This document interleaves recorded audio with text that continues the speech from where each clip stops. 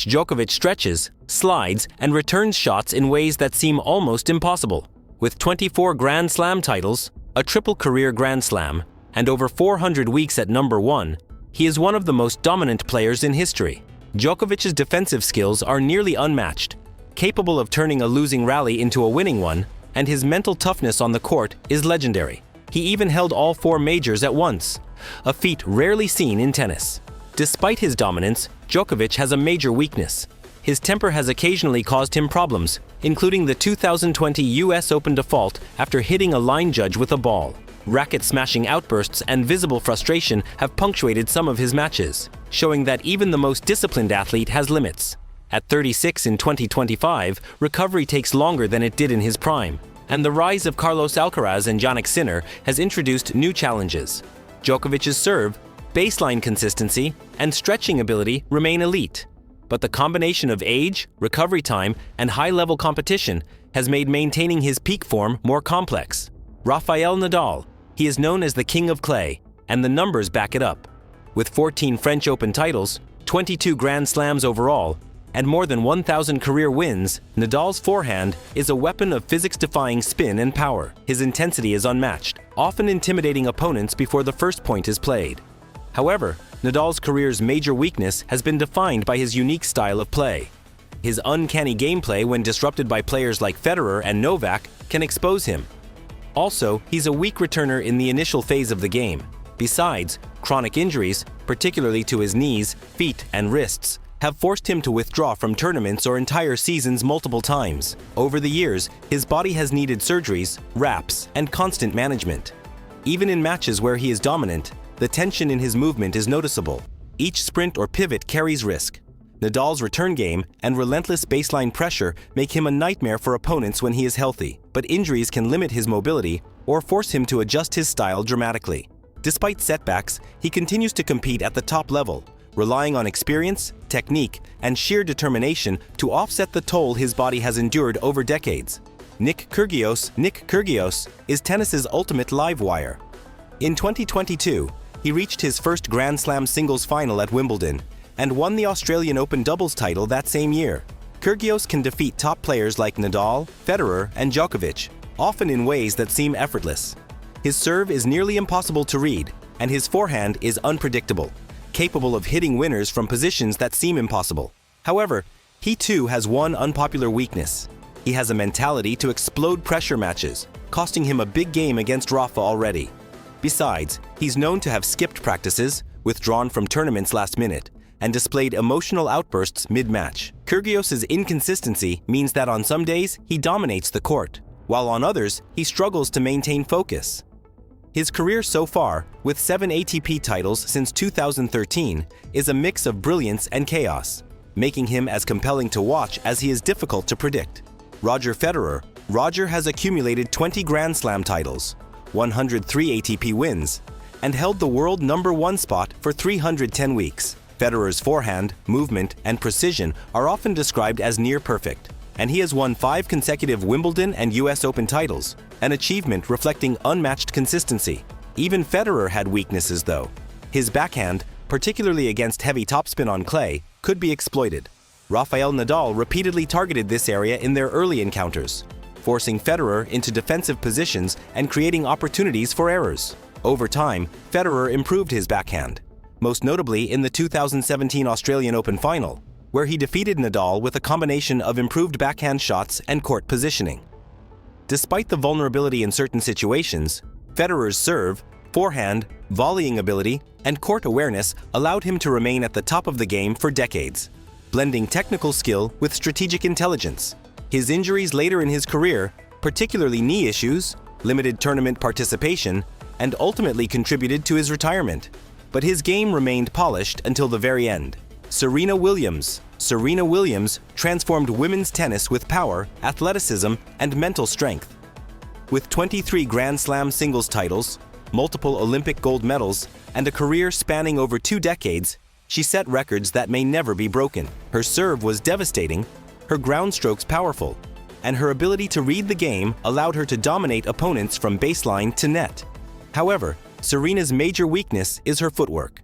Even though she's very quick, she doesn't always take the small adjustment steps needed to get in the right position. Sometimes she waits for the ball instead of moving to it, which throws off her timing and can cause mistakes, especially when opponents push her side to side. Additionally, moments of over-aggression sometimes led to unforced errors, particularly in tight matches or Grand Slam finals. Despite these challenges, Serena's determination and adaptability allowed her to remain competitive against the best players in the world, including her sister Venus, Maria Sharapova, and younger stars like Naomi Osaka. Her mental toughness often compensated for physical setbacks, and she maintained high-level performance until her retirement in 2022, leaving behind a legacy of power, resilience, and competitive spirit. Andy Murray. With 3 Grand Slam singles titles and 2 Olympic gold medals, Andy's career has been defined by persistence, intelligence, and the ability to absorb pressure. Murray's return of serve is among the best in history, and his ability to neutralize big hitters like Djokovic and Federer has produced iconic victories. However, Murray's weakness is his down-the-line shots. He's very confident hitting cross-court, where he controls rallies well. But when he tries to go down the line, he often hesitates or plays it too safe, which limits his ability to change direction and surprise opponents. Also, chronic injuries have limited his mobility and endurance, making long matches challenging. While Murray remains tactically brilliant, he cannot rely purely on physical dominance as he did in his peak. Recovery periods, stamina management, and occasional inconsistent movement expose weaknesses that opponents exploit, especially in long 5-setters at Grand Slams. Alexander Zverev. Alexander Zverev has become one of the top contenders in men's tennis with his explosive serve and heavy ground strokes. He won his first Masters 1000 title in 2017 and reached his first Grand Slam final at the 2020 US Open. Zverev's power and court coverage allow him to challenge anyone, yet inconsistency under pressure remains a notable issue. Zverev's weakness is his forehand, especially when he tries to hit it straight down the line. It's not very reliable and often breaks down under pressure. In key moments, unforced errors or lapses in focus have cost him critical matches, including some finals against Djokovic and Medvedev. Injuries, such as ankle and shoulder problems, have also disrupted his rhythm in training. Zverev's mental resilience has improved over time, but the combination of pressure-induced mistakes and physical setbacks illustrates why he has yet to fully cement dominance at the very top. Matteo Berrettini. When Matteo Berrettini hits a forehand, it feels like an explosion.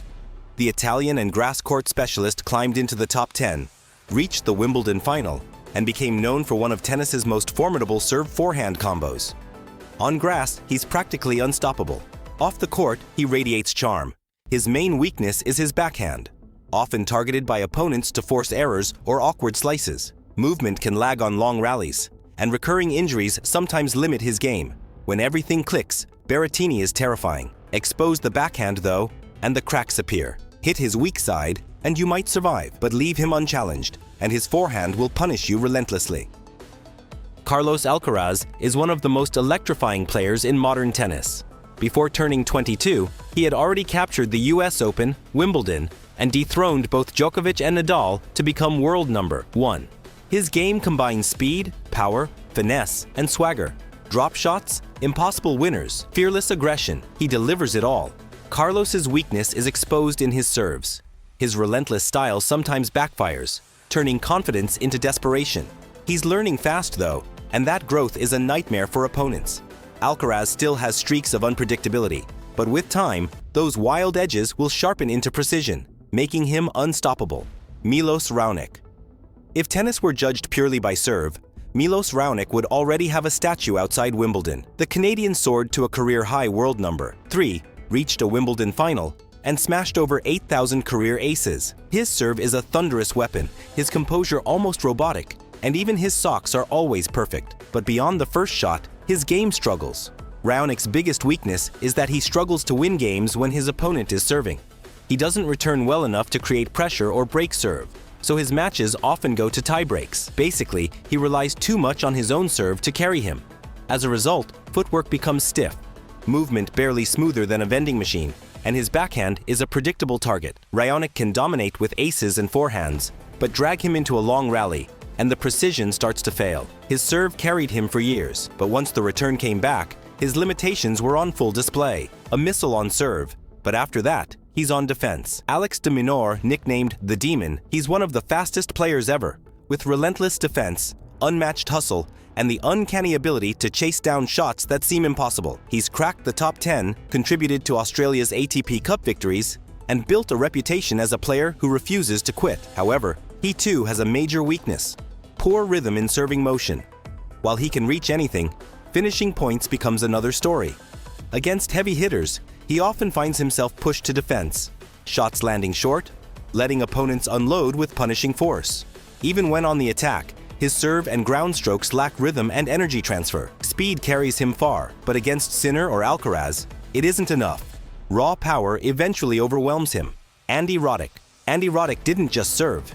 He obliterated. The 2003 US Open champion and former world number one held the fastest serve in the game for years. At his peak, his delivery was so lethal, you half expected opponents to bring riot shields to the court. He won over 600 matches, led the US to Davis Cup glory, and remained competitive during the Federer-Nadal Djokovic era, which is no small feat. Despite being a champ, Andy has one major weakness: his backhand. His backhand was often a liability, and his movement left him stretching rather than striking. Against complete all-around players like Federer, Roddick struggled, posting a harsh 3-21 career record. His serve could keep him in matches, but long rallies revealed the gaps. Still, for years, he carried American tennis and was impossible not to root for. A cannon on serve, but a story of rally vulnerability.